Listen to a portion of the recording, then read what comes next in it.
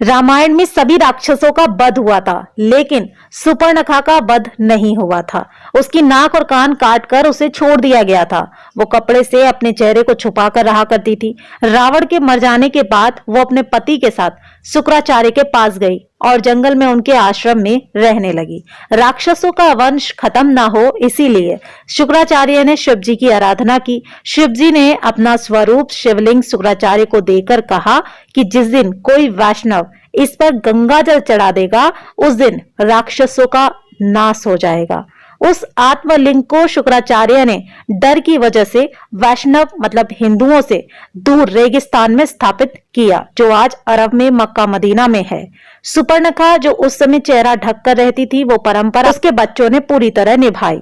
आज भी मुस्लिम औरतें अपना चेहरा ढककर रहती हैं। सुपर्णखा के वंशज आज मुसलमान कहलाते हैं, क्योंकि शुक्राचार्य ने इनको जीवन दान दिया। इसलिए ये शुक्रवार को विशेष महत्व देते हैं। पूरी जानकारी तथ्यों पर आधारित और सत्य है। आगे देखिए दोस्तों, अब जानते हैं कि इस्लाम कैसे पैदा हुआ। असल में दोस्तों, इस्लाम कोई धर्म नहीं है, वो एक मजहबी दिनचर्या है। मजहब का मतलब होता है अपने कबीलों के गिरोह को बढ़ाते चले जाना।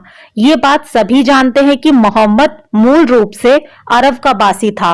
अरब देशों में सिर्फ रेगिस्तान ही पाए जाते हैं, वहां जंगल नहीं है, पेड़ भी नहीं है, इसलिए वहां मरने के बाद जलाने के लिए लकड़ी ना होने के कारण जमीन में दफन कर दिया जाता है। रेगिस्तान में हरियाली नहीं होती, ऐसे में रेगिस्तान में हरा चटक रंग देखकर इंसान चला आता है, जो कि सूचक का काम करता है। अरब देशों में लोग रेगिस्तान में तेज धूप में सफर किया करते थे, इसीलिए वहां के लोग सिर को ढकने के लिए टोपी पहनने लगे, जिससे कि लोग बीमार ना पड़े।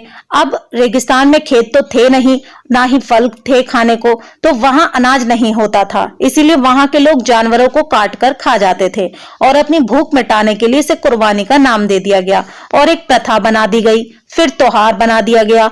रेगिस्तान में पानी की बहुत कमी रहती थी, इसीलिए लिंग यानी मूत्र मार्ग साफ करने में पानी बर्बाद ना हो जाए, इसीलिए वहां के लोग यानी इस मजहब के लोग अपना खतना करने लगे। खतना यानी अपने प्राइवेट पार्ट का अगला हिस्सा काटने लगे। सब लोग एक ही कबीले के खानाबदोश होते थे, इसीलिए आपस में भाई बहन ही निकाह कर लेते थे। रेगिस्तान में मूर्ति बनाने के लिए मिट्टी मिलती नहीं थी, जिसके कारण इन्होंने मूर्ति पूजा को अपने कबीले में यानी अपने मजहब में खारिज कर दिया। एक जगह से दूसरी जगह जाना पड़ता था, इसीलिए कम बर्तन भी रखते थे। एक ही थाली में 5 लोग मिलकर खाना खा लिया करते थे। कबीले की अधिक से अधिक संख्या बढ़ाई जा सके, इसीलिए हर एक को 4 बीबी रखने की इजाजत दी गई थी। अब समझे, इस्लाम कोई धर्म नहीं, मात्र एक कबीला है जो सिर्फ जनसंख्या बढ़ाने के लिए बनाया गया है, और इसके नियम असल में इनके सिद्धांत नहीं, इनकी दिनचर्या है। सबसे बड़े लुटेरों को खलीफा और अन्य बहुत सारी उपाधियां दी जाती थी ताकि उनका कबीला बढ़ सके। इस बात से साबित हो जाता है कि इस्लाम कोई धर्म नहीं बल्कि एक बहुत बड़ा गिरोह है, जिसका एक ही एजेंडा है, जहां जाना वहीं पर बस जाना और अपना अधिकार मांगना, और वहां की मूल जनसंख्या को पूरी तरीके से समाप्त करके अपने इस्लाम मजहब को आगे की पीढ़ी को जबरदस्ती कबूल कराना। इनका मुख्य टारगेट उस देश के आदिवासी होते हैं। जब तक ये उन आदिवासियों के बीच कम होते हैं, बस तभी तक ये अपनी जनसंख्या बढ़ाते हैं। जब इनकी जनसंख्या उस जगह के मूल निवासियों के 1/3 या बराबर हो जाती है, तब ये धर्म परिवर्तन कराकर रातों रात 2000 से 2 लाख मुस्लिम की योजना पर काम करते हैं।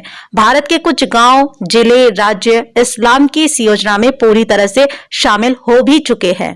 तो दोस्तों, ये था इस्लाम के पूर्वजों का इतिहास। इनके पूर्वज कौन थे? इनके पूर्वज ही राक्षस थे। इसीलिए दोस्तों, मुसलमानों से देवताओं और धर्म वाली उम्मीद करना बिल्कुल बेकार है।